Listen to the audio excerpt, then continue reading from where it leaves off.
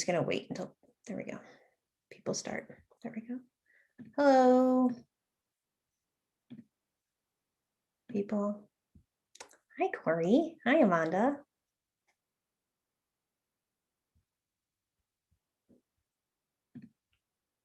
James. Hi, y'all.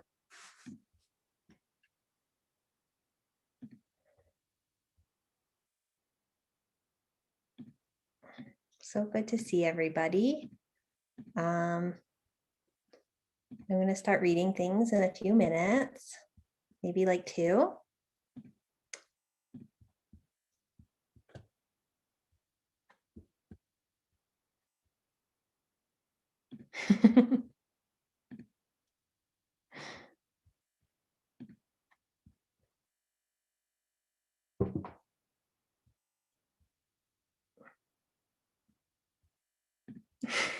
Hi, James.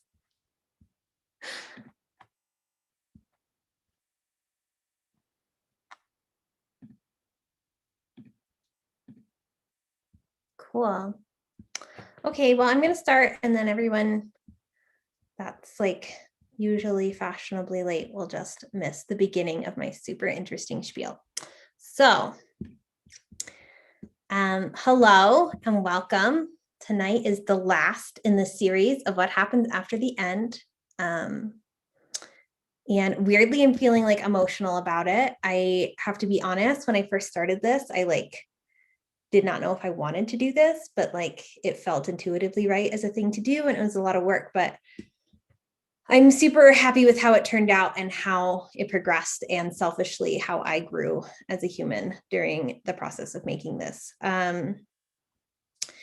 So I've gathered so much from these conversations in regards to survival and new possible ways of living together. And I've hoped that they reached you in your homes as well, lending some strategies for both the bright and more shadowed days ahead. Thank you all for being with me here and with my guests. I'm especially grateful for your grace and patience as you all have witnessed me grow as a host and a space holder for this kind of thinking. I'd also like to especially thank Sunny and the whole team at Wendy's Subway, as well as Marina Arasanios and Pratt Institute for being such supporters and shepherds of the series and my thinking about it. And I would also like to acknowledge that while reading this reading is happening virtually, it's also being hosted in several locations, 2 of which are Boulder and Brooklyn, New York, which is built upon unceded Indigenous lands, specifically the Cheyenne and Arapaho people and the Canarsie and Lenape people, respectively. I'd like to acknowledge the continual displacement and violence perpetrated against these people by U.S. colonial structures. And I'm aware also that these kinds of acknowledgements can be misused as stand-ins for actual decolonization work. So I wanted to keep that in mind as well. Tonight, I'm going to give a bit of a longer introduction than I usually would, because I want to include some reflections I've had about the series as a way to synthesize for me and maybe for you what might be useful to carry with us going forward. I created this series, What Happens After the End, as a way to push back on the dominant narrative that we all must go back to normal after the communally traumatizing last 18 months. I remember sitting in my apartment in April of last year thinking, oh, this really might be the end of it all, and realizing that at the same time, millions of people within walking distance of my window were thinking the exact same thing. Friends and family members who were not in the city were sympathetic, saying how hard it must be to be in one of the most populated areas during a deadly pandemic. And of course, it was terrifying. But the city also held me in a way I don't think would have been possible in most suburbs, which is why I actually kind of got defensive when people would tell me that it must have been horrible. As many of you might remember, there were networks of care that became even more prominent, more resilient as the new reality set in. We delivered medicines to strangers. We sent each other delivery food. We tipped the delivery drivers as much as we could. We took walks and talked about how much we wanted to hug one another. The strengthening of bonds of care was difficult to explain to my sympathetic friends and family, but I was never more sure of its existence when I was ripped illegally by my landlord from my home in Brooklyn last summer. I am so fortunate to have been given shelter for the last several months by several of my friends and loved ones. This experience, though, was painful and forced me to inquire about my definitions of language around home and community and world building. The semi-mystical event of New York City's inhabitants tethering together these last months has stayed with me.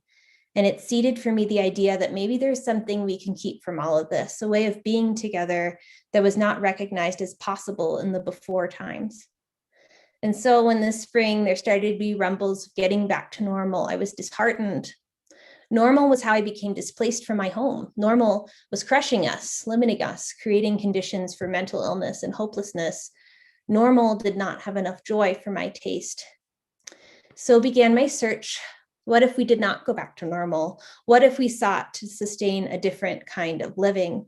Throughout this series, I spoke to 4 people, Andrea Abi-Karam, Susan Briante, Suzanne Kite, and now Eileen Muza, who are all involved in different fields that I believe might contribute to particular aspects of this research. Over the past 4 months of this fieldwork, I've learned a lot. I've learned about the usefulness of uninhibited emotions that are not deemed acceptable, about privileging friendship, especially queer friendship, publicly, about the importance of recognizing and talking openly about one's positionality, about the underappreciated lineages of protocol and how that might guide us toward a different kind of future.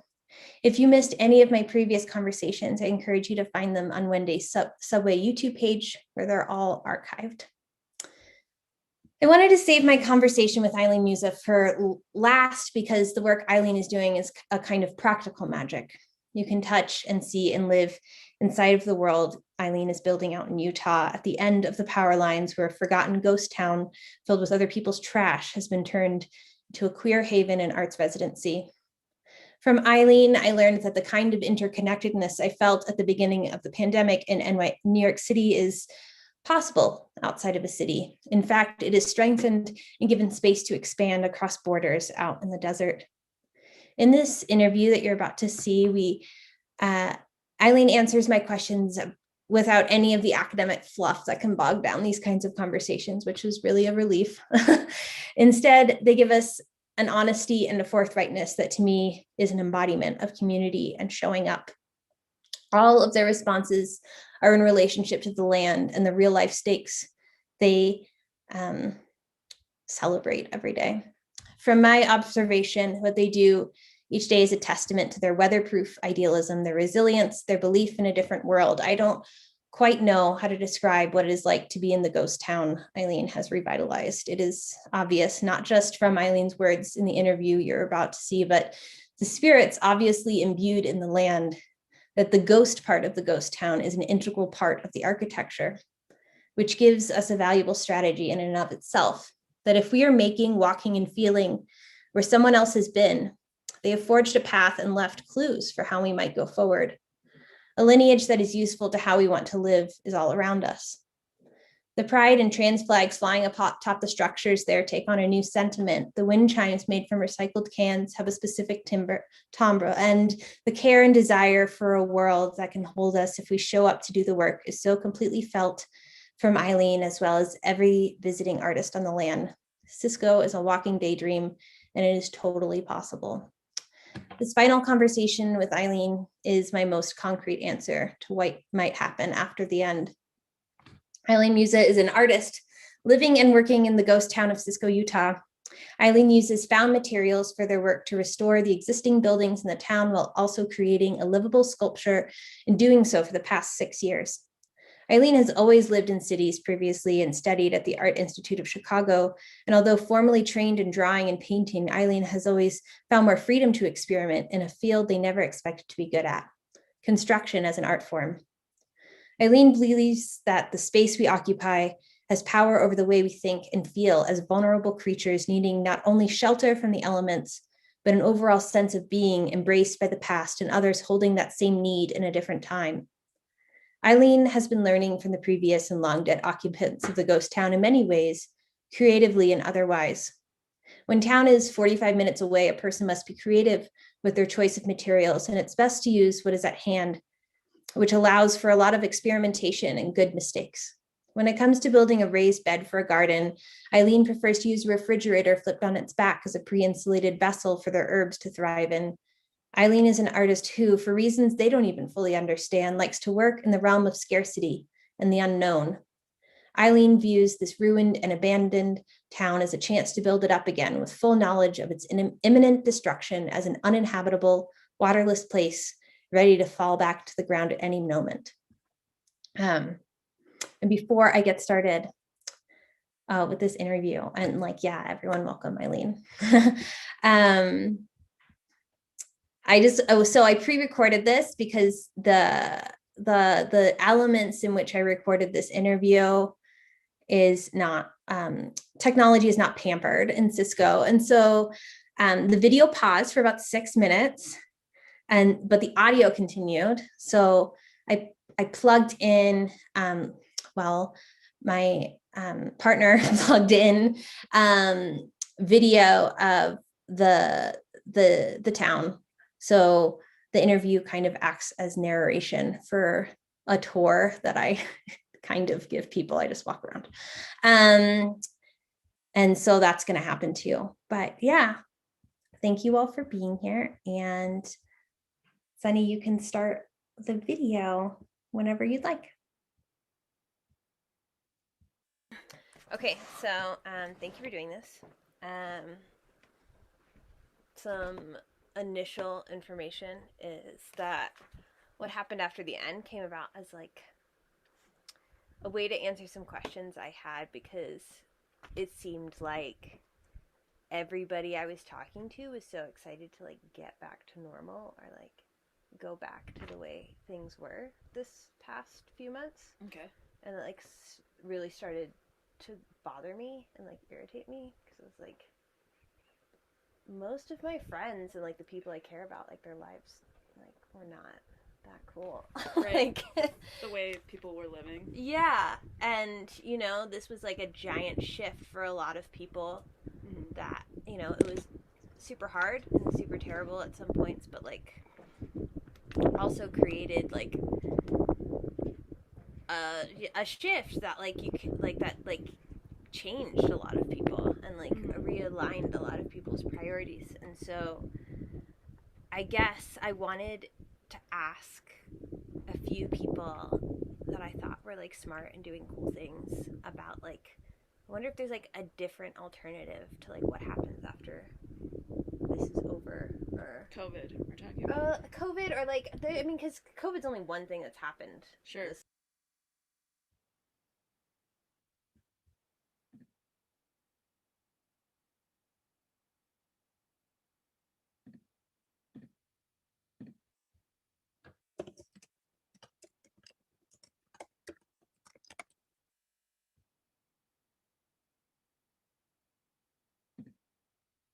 In this new situation. Mm-hmm.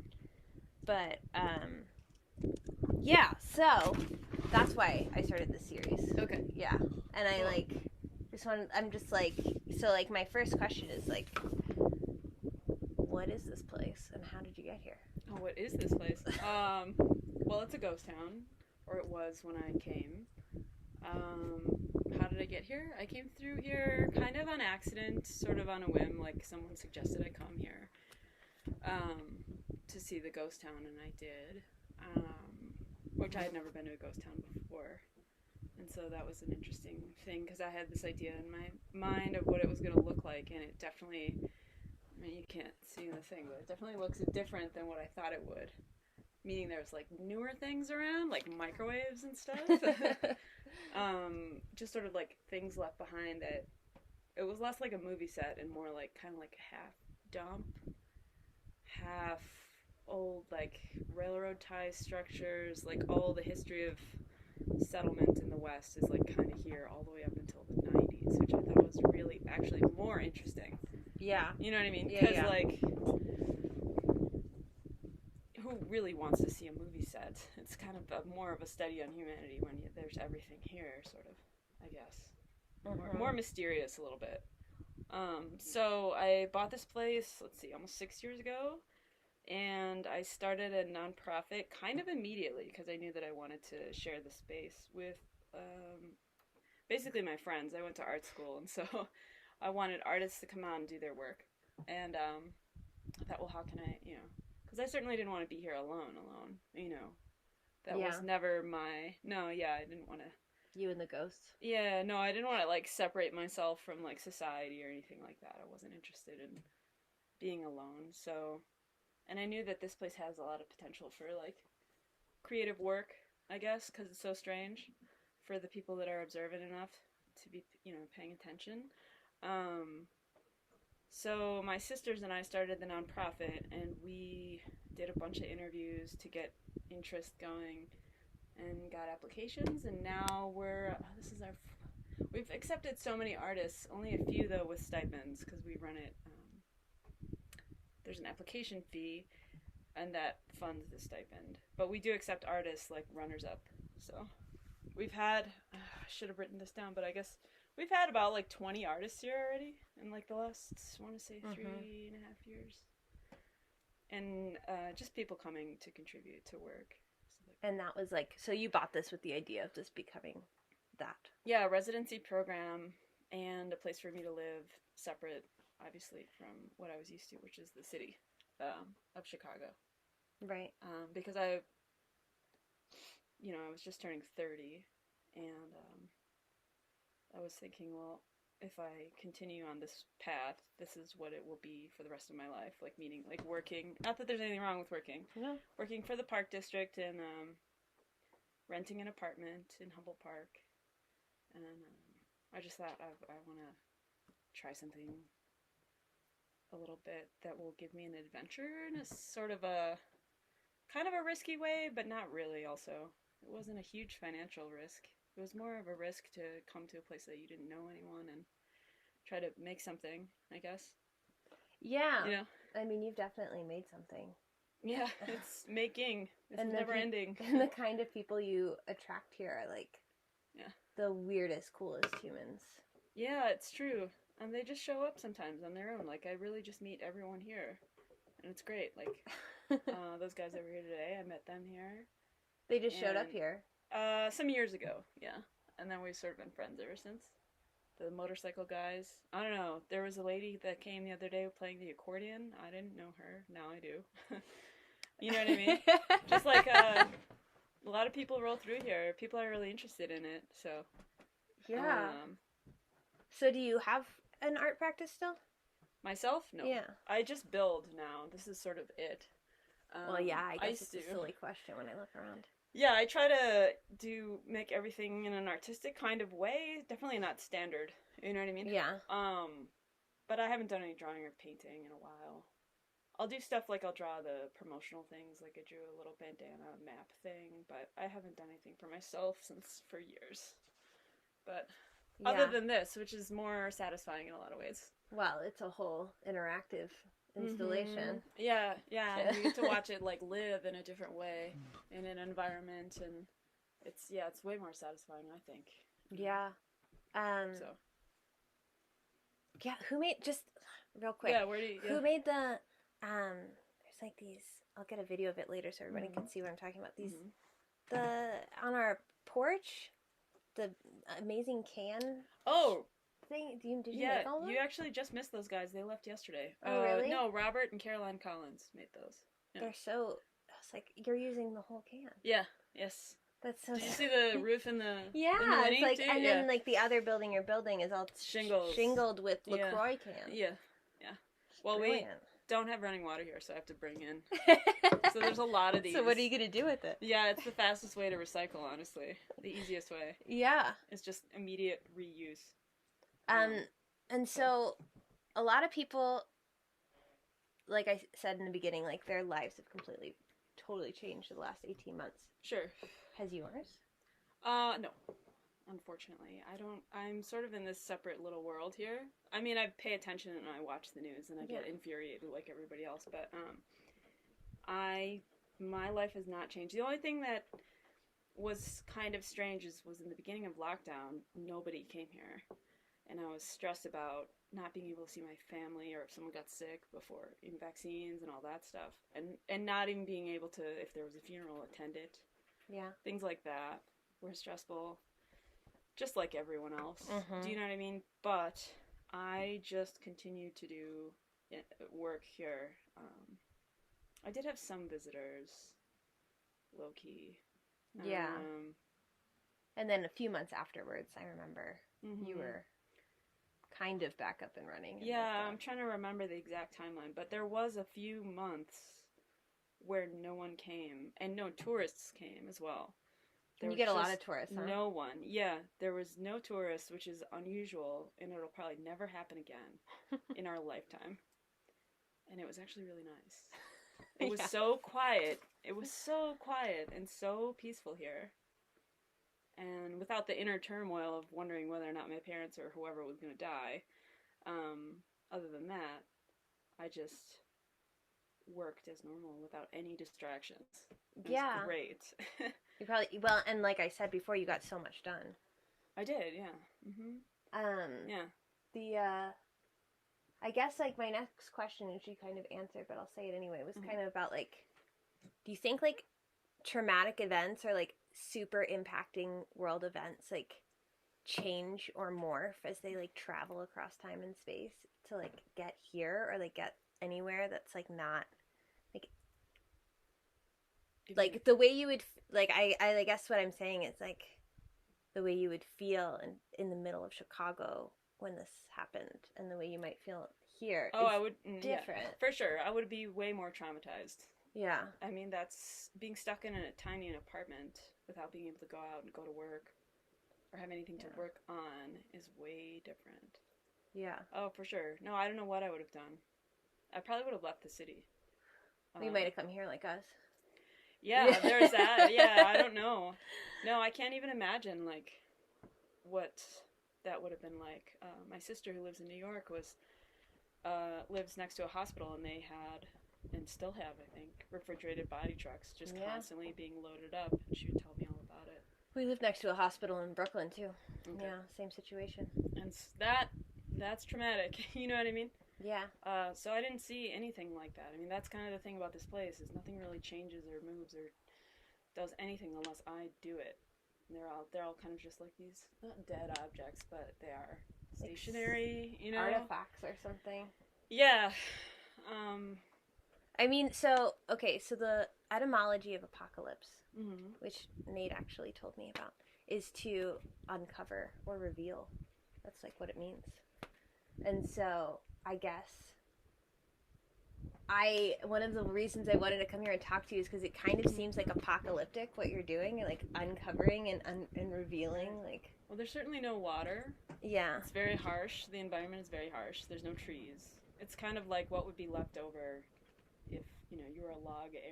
You would like take away all the resources from one place and then try to live there.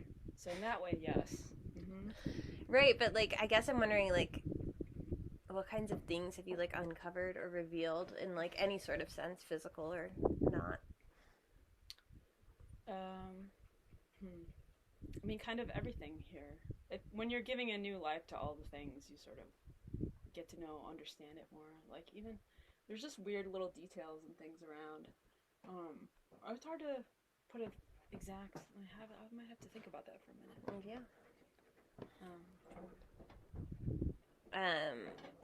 It's basically what is revealed is the past inhabitants and how they lived, and the stories that are kind of that you can piece together a little bit, things that you hear, stuff like that. How many people lived here? There's also at one point there was a few hundred people living here at its peak in like the 1940s. Yeah.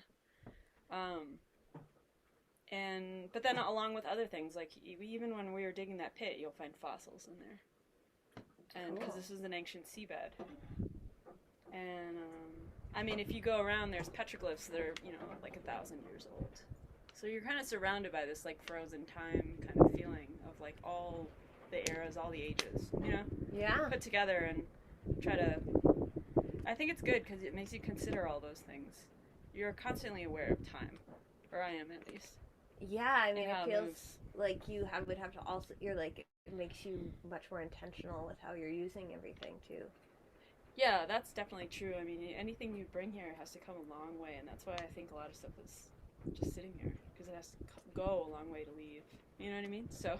Yeah, and I guess, like, that was, at least, I mean, it's great, because, like, the next thing I was going to ask you is, like, you had this different life in Humboldt Park, and, like, Or is there any of those like tools or like ways of living that you brought with you here? And like also what might have you left behind? From Chicago? No, the only thing, the tool that I mean, I would say just the ability to work really hard and doing landscape work, like working really hard for not that much money is a really good tool for perseverance.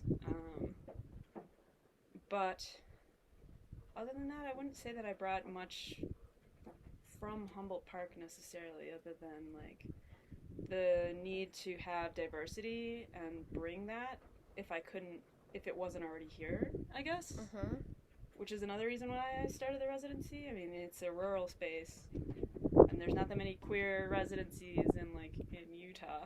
You know what I mean? And anywhere. It seems like it's somewhat needed for me, even just like emotionally, to be with my people. Like I don't want to be completely isolated. And coming from the city, it's like that's what I missed kind of the most. And so I brought it in my own way. Like if it doesn't exist, you have to make it happen. Yeah, I don't think that there was like it was a very unique feeling to like drive out here for the first time and just see like a giant trans flag in the middle of the desert. Yeah, that's that one. I have to replace it. That's the thing. Everything gets so torn up from the wind. Yeah. But yeah, it's important, I think. Yeah. I wouldn't normally fly like a pride flag in the city, but I definitely fly one out here. You know what I mean? Yeah, well, it has a different context. It feels more necessary. Yeah. In the places where those things don't exist. At all. It's more important. Representation is a lot more important, so. Yeah. Yeah. I'd say I brought that. And just the ability to work really hard and endure a lot of, like, inclement weather, working in all weather. Oh, yeah, Chicago. Yeah. Yeah. But I've always been not super attached to, like, comfort anyway, even, if that makes sense. Yeah. I mean... You can't be if you want to live here. Don't expect to be comfortable. Well, I guess I would say comfortable in, like, maybe, like, physically, in a physical sense. But, yeah, like, it's very comfortable to be here, I would say, in a certain... Yeah, we're here, and it's a nice day right now, but... Yeah. Even in November. Really yeah, exactly. Yeah. Yeah. But people work their whole lives for physical comfort. That's mental true. Comfort. And it is valuable. You want to be warm and safe and fed and all that stuff. But when you have those things and you achieve those things, then it's like, okay, well, now what do I do? Do you know what I mean? Whereas I'm feeling okay. Like, I just got an air conditioning for that house and a wood stove, so I'm actually comfortable year-round here now for the first year, and it's strange. It feels like it's too nice. You know what I mean? It feels a little bit like not right to not be suffering here a little bit. You can just turn the air conditioning off if you want. I could, but I definitely won't, because I am a creature, also that wants to be, it gets so hot here. But I've suffered through those summers. Like, I know what it is. I feel like I've done my time. Yeah, that's fair, I think. And the winter as well. It's a very harsh environment. Like, I've lived through it for enough where it's like, okay, like... I also think that there's something to the fact that, like, you have given so much to this land. Like, you've served it so that, like, you could take a little bit of resources back. Yeah, just a little. Yeah. Yeah, I think about resources kind of a lot, especially like when I go into town and see these giant houses, and I just know that they're all heated and air conditioned and all that stuff, and it's really kind of upsetting to think about the amount of resources that just one person uses in their regular day-to-day life without even thinking about it, because it's so ingrained in our culture that that's what is normal. Yeah. So. And so, like, what was there anything that you were just like relieved to like not to leave behind in Chicago? Yeah, paying rent and going to a job. Having a schedule that I had to, adhere to, and answering to any other person in any other way. Yeah, and if that makes sense. Well, and it does, and I also just like, because the thing that has been happening for a lot of people this year is that they're like so afraid of being alone, and like if they don't remind the world that they're there, then they're gonna be forgotten or something. Yeah. And like, it's okay though; they're gonna be forgotten anyway. Well, that's a really great thing to say. Also, everyone will be eventually, so it's better to just let that go. The sooner the better. Once you let that go, you can feel a lot better going forward. Oh, yeah, totally. Do you think any person that has been driving this truck or living in this Winnebago is, like, remembered for the next 100 years? No. I mean, in a certain way, you've made them remembered. We'll use it, but it's not remembered in the same way that I think that we expect, maybe.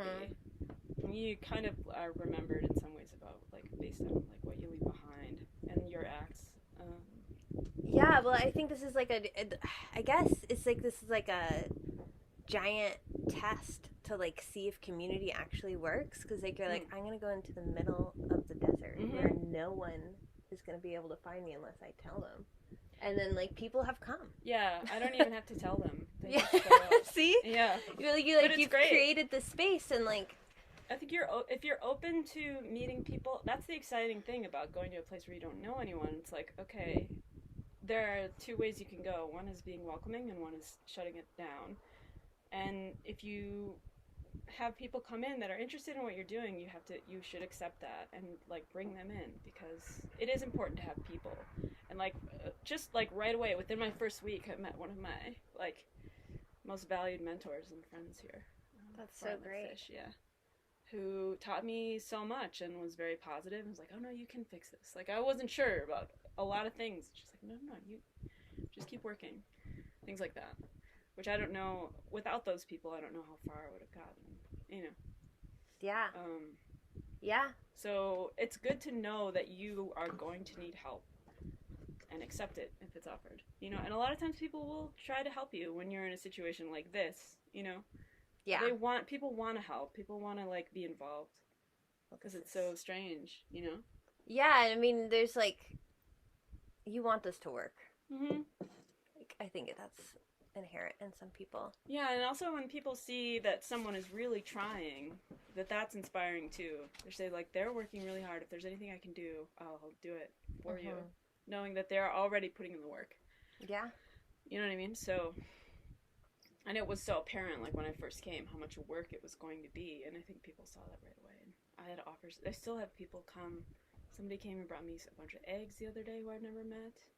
A guy who's growing a garden in town offered to give me, like, melons from it. And if I ever need this or if I ever need that. That's great. Yeah, I've been super lucky here. But I don't know if it's luck so much as just, like, the way that you go about, like, existing in the world. Do you know what I mean? Yeah, like, it's possible. Like, that's...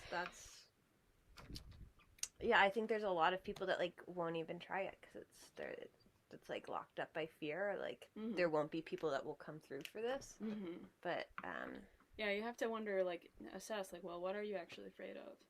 Are you afraid of being alone? Are you afraid of being helpless? Are you afraid of being uncomfortable? Are you afraid of, like, roasting to, you know, death in the summer or freezing to death in the winter? Like, think about, well, what are my fears actually, and what can I do as one person to, like, overcome all those obstacles, and just kind of make that assessment. And I guess one of them is accepting help. Yes, definitely. Yeah. That's great. Yeah. Okay, so the last person I interviewed said something that was really great that I wanted to bring into this one, which is, she's like, it's our responsibility to listen. And she was talking about, you know, her indigenous, like, stories and, like, ancestors, and also the land, and also like anything that's happening that you're participating in. I think she was saying, like, your role is at least to listen to what's going on. And so it's interesting because we also talked a lot about the word implication, and, like, she was really into this idea that she was, by saying that, she was implicating the audience because she's a performance artist. Okay. So she was like, now, like, if you're going to view me, you actually have to be a part of the thing and think about the things that I'm thinking about if you want to be in the room with me. And I liked that. And so I guess, but the way most people think about implication or, like, that kind of responsibility is, like, being in the thick of it, or, like, being in the center of a protest, or, like, being in the, like, physically putting your body, like, in it. But that's, you not what's happening here. But it does feel like, well, that's, I guess, what I'm asking is that it feels like there's an implication going on. There's a way to listen here, yeah. Yeah, but it's, Sure. it's, I guess I was wondering if you could talk about, like, that. How I listen? Yeah. Okay. Yeah, there's a way to listen. First thing you want to listen to is nature, right? And your environment, the natural environment that you're in. And I wonder if you can pick up on this. I almost want to ask you the same question, because I know the answer, but I've been here a long time. About how I listen? How do you listen to this environment? Does it want you here or not? I'm not sure it, like, cares. Well, it's definitely indifferent. Nature is indifferent in all places.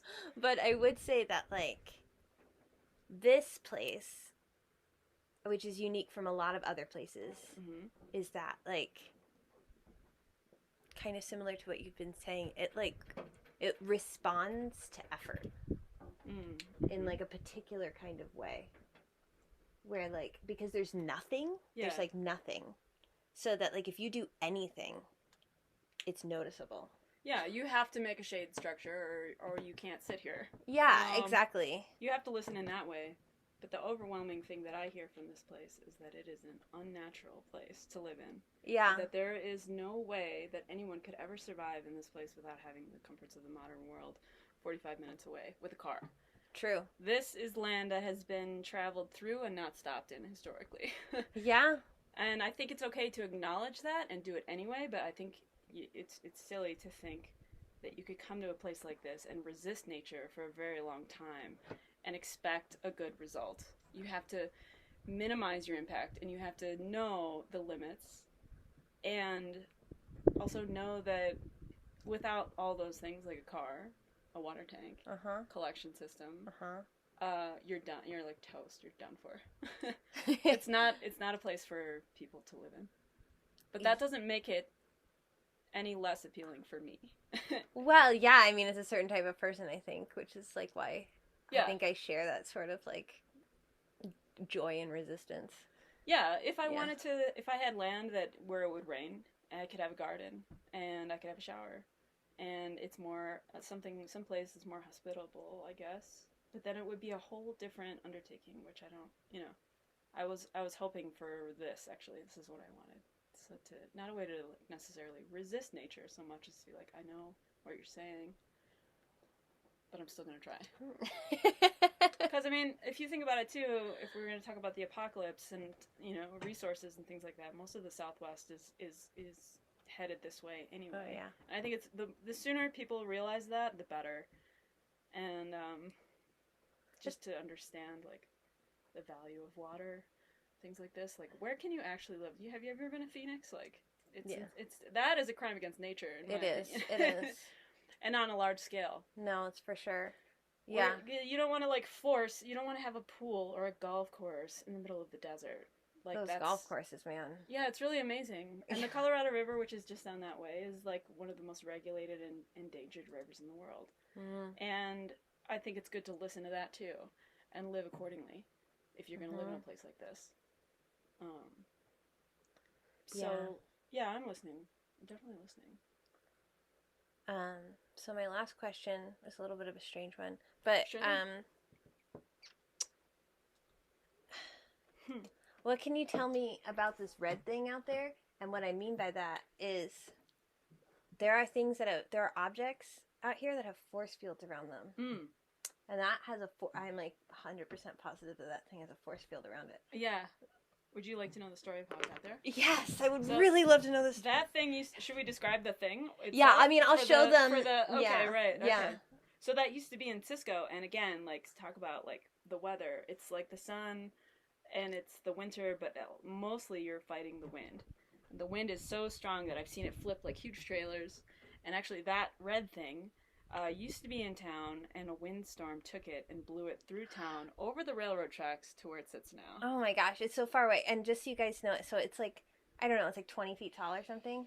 10. Okay, so it's an odd thing to see, though. It's hard to know because it's in this field of nothing. So it's like a really good, you have to figure out scale, and you can't. There's nothing there to, if there's a person standing next to it, you'd be like, oh, okay, 10 feet. When I first walked out there, I was like, this thing is going to be enormous. And it was so much smaller. But it's bigger too in some way. I don't know. It's bigger too in some way. And then when we turn around and look at the town where I live, that's a whole other thing too. Because then you can really get scale and perspective wrong, especially like when you're living in a space. Like it's very rare that you can see where you live in a city in perspective. Like this is your neighborhood, you know, this is where you go, this is your route. Like for me, the red thing is I love going out there, but I also love turning around and looking at what I've made from a distance because it's so small and it feels good. You know what I mean? It feels really good. And because you look at this place and it's in this vast open field, just like the red thing. And it's so funny to look at it in that way. And when I feel stressed out about something, like whatever it may be, I think about this tiny space that I occupy and how small it is and how small I am. And it makes me feel a lot better. Yes. Being forgotten about can actually be a really good thing. Oh my God. Totally. So those are my thoughts on the red thing. It's a lot of things. And actually, it's interesting. You can kind of move it. Really? Yeah. If you guys go over there, push it. Yeah. It moves. I don't know why, but I'm like obsessed with it. But like it seems like you know why. Yeah, I love it too. It's very mysterious. Yeah. You can walk out there at night. It's the only thing there. It's like a little beacon. I wonder if it would be anything else out there, if it would hold the same feel. Yeah. So it's the one thing of color in this, like, you know. Yeah. I feel like it would brownish, like a sign. This is the red thing. Yeah, it's very beautiful though. I do love it. Yeah. It would be weird to not have it there. Yeah, I hope it stays. Could roll away. Could just disintegrate. Could just blow across the highway next. See, here we go. Maybe not. Sometimes the wind will just suddenly, in like these little bursts, come and pick things up. You have to kind of hide from it. But yeah, the red thing could be temporary. I'd like to see it roll along, kind of, sometimes. Maybe it just gets closer every time you look at it or something. Yeah, I don't know. It's in the perfect valley. But yeah, the red thing. It's just an old oil tank. It's more garbage that someone left here. It's amazing, and I love it. I do too. Yeah. Cool. Mm-hmm. Thank you. This was really great and exactly what we all needed. Oh, amazing. That was so short.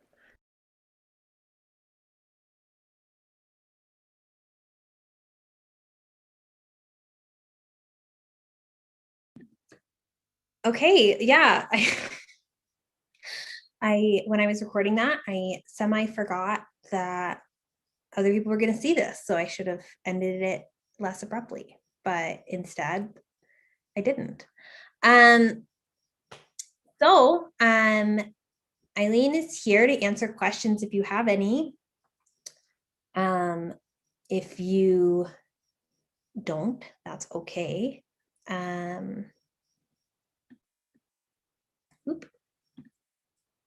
Yeah, so I guess this is this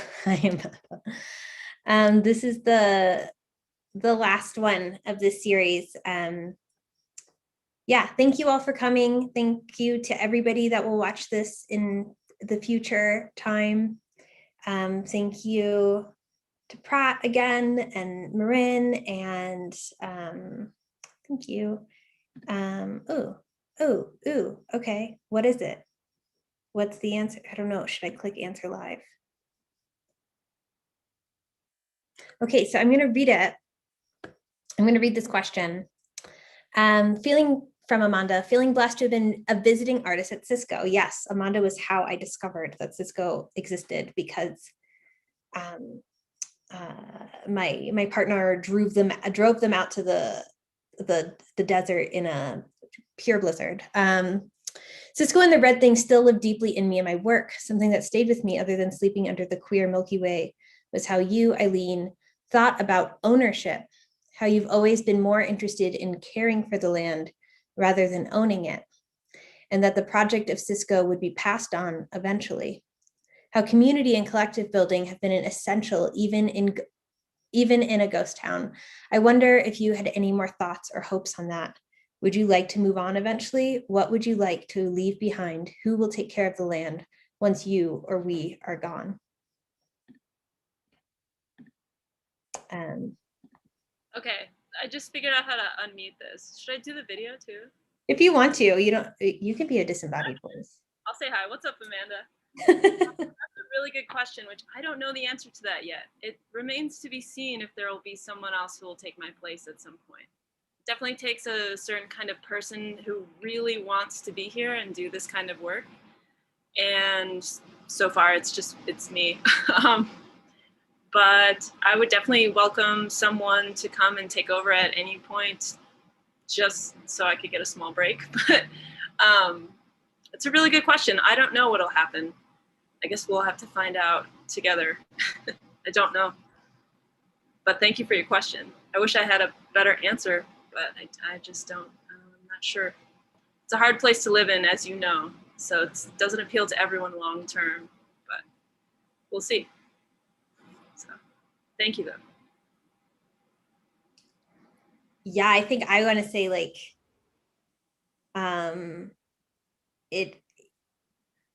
it seems like very nonchalant in that answer, but actually like being able to say I don't know in the middle of such a harsh environment is like a very obviously necessary to survival thing, but also like pretty badass. If you think about it, the whole town left at one point. It's a whole town of people that decided they couldn't do it anymore. And so it's a really hard question to answer that I would never, yeah, no, it's just the truth. I don't know. We'll see. Yeah. Thank you. Yeah, Amanda says thank you. This is like 4 U's. Great. Yeah, if there's nothing else, we are here. You can find out about the Home of the Brave residency if you want to apply, which you should. If you want to go live in a ghost town, which you should want that. And yeah, if there's anything else you want to say, Eileen? We're open for applications right now for the fall program. So we encourage people to apply. We're also building a second space out here. So we're going to have twice the amount of artists that are going to be able to come, hopefully by next spring. So we're going to have 2 spaces instead of 1. Just because we've had such a huge response with artists that like, I realized that there was kind of a need for it. And so we're starting to expand a little bit. And yeah, we're open for applications. We encourage everyone to apply. All mediums are welcome. Stranger, the better. That's it. Yeah. Great. Yeah. Thank you all so much. And I will say goodbye. Oh, thank you. Yeah. Thank you all. Thank you, Erica, for having me. Yeah, this was great. Thanks. Oh my God. That's cool. it. Yeah, that's it. I'm going to push the red button and then everyone will go away. You ready?